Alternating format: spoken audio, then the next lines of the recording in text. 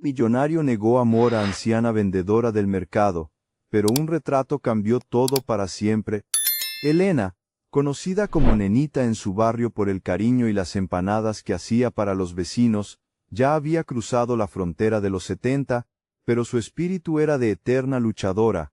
Aquella mañana de martes, en el bullicioso mercado central, donde vendía sus dulces y bordados, sintió un pellizco en el pecho que no era habitual. No era la artrosis, ni la melancolía por los años que se iban. Era una punzada extraña, como si el destino, caprichoso, hubiese decidido remover un pasado que llevaba décadas enterrado, bajo capas de esfuerzo y silencio. Su hijo, Ricardo, ya un hombre de 50 y tantos, viudo, con sus propias canas, vivía preocupado por su madre.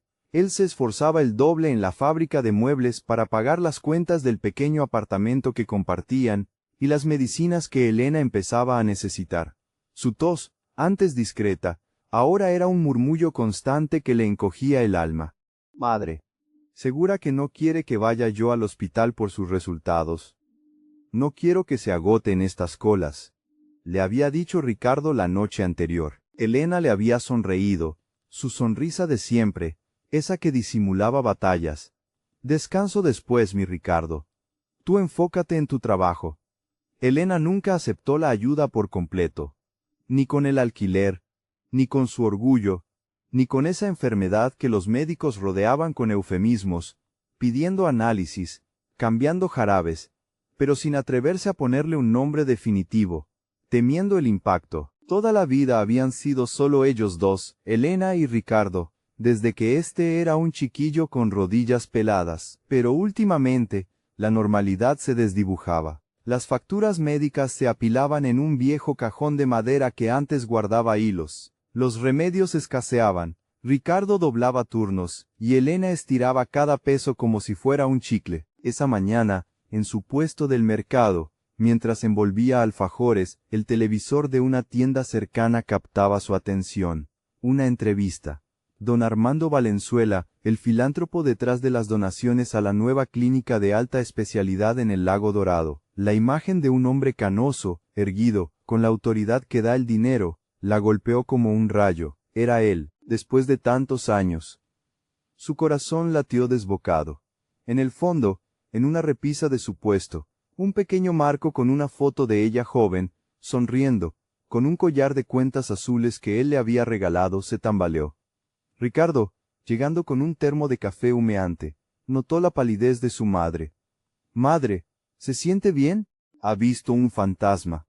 Elena, con los ojos fijos en la pantalla, solo pudo susurrar: «Don Armando, mi retrato». Ricardo frunció el ceño. «¿Su retrato, madre?» «El de su juventud, con el collar que nunca usa y guarda con tanto celo». Elena asintió, las manos temblorosas. El reportaje mostraba una imagen de juventud de don Armando, y detrás, un cuadro grande.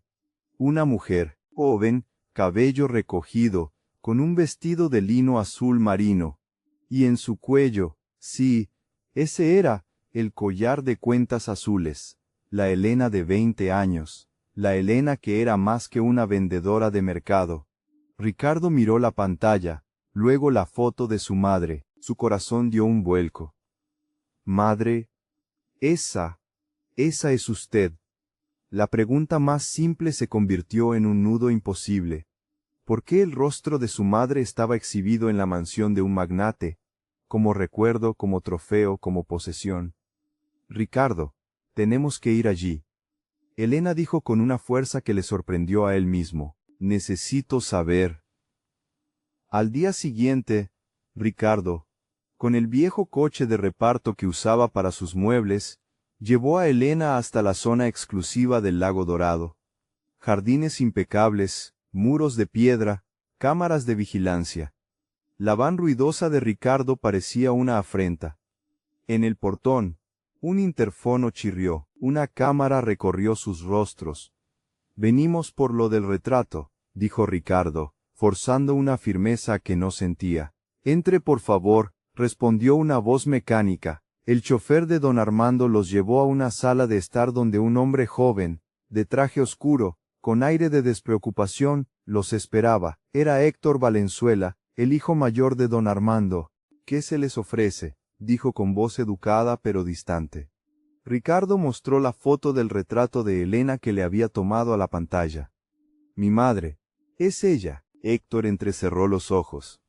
Su expresión cambió a un vacío calculado, y por detrás, algo que parecía reconocimiento, y quizás, temor. «El señor Valenzuela está delicado de salud», dijo. «Esto no es el momento». Elena, con su voz quebradiza, pero firme, intervino. «Él me conoció hace muchos años. Fui la persona más importante de su vida». Héctor lanzó una risa corta, que sonó a desprecio. «Mi padre no tiene secretos. Y menos, una historia con una vendedora». El silencio se tragó la habitación. Ricardo se puso pálido de rabia. «Mi madre no miente. ¿Por qué tiene su cuadro?». Héctor se encogió de hombros. Quizás su madre vendió su imagen en algún momento. Elena apretó los puños. Recordó la cajita escondida, el secreto, el collar. La noche en que él le había pedido que se quedara. Y ella dijo que no podía. «Yo me fui antes de saber que estaba embarazada». Elena soltó, su voz temblaba. Ricardo dio un paso atrás, como si el suelo se le abriera. Su garganta se quemó. «Entonces, don Armando, él es mi padre». Elena cerró los ojos, el miedo antiguo regresó, grabado en sus arrugas. «Sí, hijo, yo te quise proteger. En aquel mundo, la familia se convierte en palanca. Si supieran que él tenía un hijo fuera del matrimonio, te usarían para dañarlo o a él para dañarte». Ricardo sintió el peso de años de sacrificios, de carencias. «Y yo crecí creyendo que nadie me quería. Pasamos tantas estrecheces, madre, ¿y mi padre es un billonario?». Elena le tomó la mano. «Elegí tu seguridad, hijo, no la comodidad. Lo volvería a elegir». La conversación se vio interrumpida por la llegada del doctor Fuentes, el abogado de la familia Valenzuela. «Señora Rodríguez, don Armando ha insistido en verlos. Dice que hay algo que aclarar». Héctor puso una cara de furia contenida. En un estudio más íntimo, don Armando, sentado junto a una chimenea, parecía más viejo que en la televisión. «Elena», susurró. «Gracias por venir». Él sostuvo la mirada de Ricardo. Tú eres mi hijo», dijo con la voz quebrada. «Lo mandé confirmar». «Es verdad». Un silencio pesado llenó la habitación. Ricardo no sintió alivio, sintió un robo. Años, respuestas. Un padre que pudo haber cambiado todo y no sabía que existía. Don Armando no se escondió detrás de excusas. «No puedo cambiar el pasado, pero puedo estar presente ahora. Puedo cubrir tus gastos, el tratamiento de tu madre, tus estudios si lo deseas». Ricardo lo cortó. «No queremos caridad». «No es caridad», respondió don Armando. «Es responsabilidad». Les mostró documentos, registros antiguos, pruebas de lo que había sucedido, la competencia desleal, las amenazas, la difamación contra Elena en su juventud, cuando era una joven brillante, recién graduada, que había expuesto una red de espionaje dentro de su propia empresa. «Ella salvó mi empresa, y luego desapareció», dijo don Armando. «Yo te borré para protegerte de gente peligrosa. Y cuando el peligro pasó, no pude reabrir esa búsqueda sin deshacer las protecciones». La rabia de Ricardo se mezcló con comprensión. Elena escuchó cada palabra con el rostro mojado, pero sin soltar la mano de su hijo. «Necesitamos tiempo para asimilar esto», dijo Elena. Don Armando asintió. «Vuelvan mañana a mediodía, si aceptan». Al salir, Ricardo se sentía perdido, pero con una nueva verdad. Sabía que su madre diría, «No vayas», pero él ya no podía detenerse. Tenía que conocer el resto de la historia.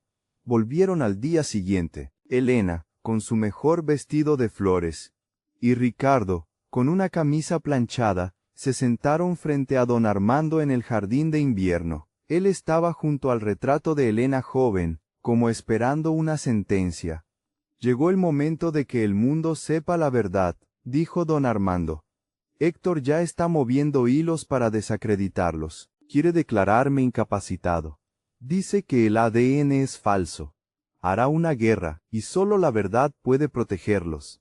Elena sintió miedo, pero miró a su hijo, y la fortaleza regresó a sus ojos. Sabes que tus otros hijos no lo aceptarán, dijo. Tendrán que aprender, respondió don Armando, con una firmeza que anunciaba batalla. Y la guerra vino. Días después, Ricardo fue despedido de su trabajo en la fábrica, sin explicación. El alquiler del apartamento se disparó inexplicablemente. En Internet, surgieron ataques anónimos. Elena, una vividora. Ricardo, un oportunista. Los detalles solo podían venir de quien tenía acceso a archivos antiguos. Elena leyó y pálida. Susurró. Empezó, don Armando. Al enterarse, publicó una nota reconociendo a Ricardo como su hijo, y exigiendo respeto para Elena y Ricardo. No mencionó a Héctor, pero la prensa entendió. La respuesta de Héctor fue una demanda, alegando la incapacidad mental de su padre, manipulado por Elena y el hijo oportunista. Don Armando visitó a Elena en el hospital, donde la habían internado por un empeoramiento. Tomó su mano. Los abogados ya tienen la fecha de la audiencia. Todo saldrá a la luz, las amenazas, las pruebas. Es la única forma de proteger a Ricardo. Elena asintió, las lágrimas surcándole el rostro. Que el mundo sepa entonces, ya no tengo miedo. Una semana después, el tribunal se convirtió en un circo mediático. Cámaras, periodistas gritando nombres. Elena entró, erguida, con Ricardo a su lado. Don Armando llegó rodeado de abogados. Los otros hijos de don Armando estaban sentados al lado opuesto, con rostros de batalla. Héctor, lleno de desprecio. Ricardo contó su historia sin dramatismos. La entrega, el retrato, el collar, la reacción, el ADN, la retribución. El abogado de Héctor atacó, insinuando una trampa. Ricardo se aferró a la verdad de su corazón. El shock de ver la imagen de su madre, joven, en una mansión. No planeé nada, dijo. Solo hice una pregunta. Luego fue el turno de Elena. Su dignidad no flaqueó. Yo no busqué a don Armando. Ricardo lo encontró por casualidad. Yo guardé el collar porque me recordaba una época feliz, no porque estuviera tramando algo. Y cuando el juez preguntó por qué no había hablado de su embarazo, Elena respondió con la voz firme.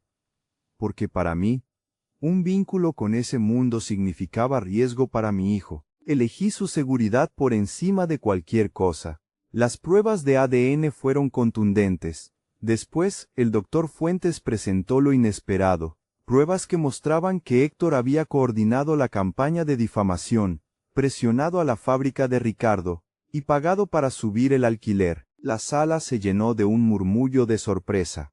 El juez golpeó el martillo. Héctor, pálido, se hundió en su asiento. El testimonio grabado de don Armando, lúcido y firme, resonó. Estoy en plena capacidad. Ricardo es mi hijo. Elena fue la mujer que más amé. Fallé por cobardía. No fallaré de nuevo. Y entonces, la frase que lo detonó todo. Activo la cláusula de pérdida de derecho en mi estructura patrimonial. Cualquier heredero que actúe con maldad contra miembros de la familia pierde su participación. Los periodistas casi saltaron. Héctor estaba lívido, sus hermanos susurraban entre rabia y pánico. El juez deliberó y decidió. Ricardo era hijo biológico de don Armando. Héctor había actuado con acoso y persecución. Su derecho a la herencia fue anulado. Los demás hijos tuvieron reducciones. La fundación filantrópica de don Armando y sus proyectos sociales pasarían a la supervisión de Ricardo. Don Armando seguiría al mando mientras viviera. Elena y Ricardo se quedaron sentados, la emoción mezclada con el cansancio. Era una victoria, pero también el dolor de ver una familia desmoronarse. Lejos de las cámaras, don Armando los encontró. Terminó, dijo, exhausto. Están protegidos. ¿A qué precio? Preguntó Ricardo. Don Armando no desvió la mirada. El precio de las consecuencias. Héctor eligió la crueldad. Yo, la responsabilidad. Elena, con los ojos llenos, murmuró. No podemos volver a lo que era. No volvemos, dijo don Armando. Empezamos desde donde estamos. Las semanas siguientes, la salud de don Armando empeoró por el estrés, un leve accidente cerebrovascular. Ricardo y Elena estuvieron a su lado. Él se recuperó lentamente, terco como el imperio que construyó. Ricardo decidió que no quería un cargo ejecutivo en el Grupo Valenzuela. Ese no era su mundo, pero la fundación, las becas para trabajadores, los programas comunitarios, eso sí tenía propósito. Quiero ayudar a gente como nosotros, le dijo Ricardo a su padre, gente que trabaja duro y aún así no logra respirar. Don Armando sonrió levemente. Entonces hazlo. Esa era la herencia que debía haber construido antes. Con el tratamiento adecuado y menos presión, la salud de Elena mejoró notablemente. Por primera vez en décadas, redujo su jornada en el mercado. Ella y don Armando comenzaron a reconstruir algo, con calma y sin promesas vacías.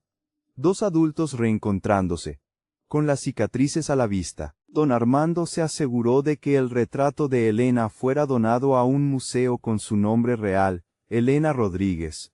La historia completa, sin borrones.